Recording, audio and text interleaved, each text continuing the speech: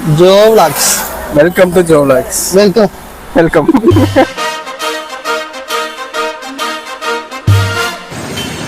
மணி 4 மணி ஆகுது, சீக்கிரம் நீங்க தான் சொல்லணும்.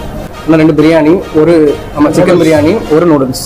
ஓகே, ஒரு காமெடியை பண்ணலாம்னு எடுத்துட்டு இருக்கியப்போ அவரு சொல்லுது இல்லையா சார், சிலகுமார் பாய் பரவாயில்ல, அப்பப்போ மூணு வச்சுக்கிது.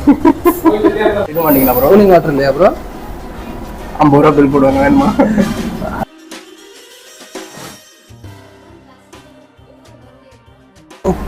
ஒரு வீடியோ எடுக்கிறதுக்குள்ள தட்டுல பிரியாணி மாட்டிய போல.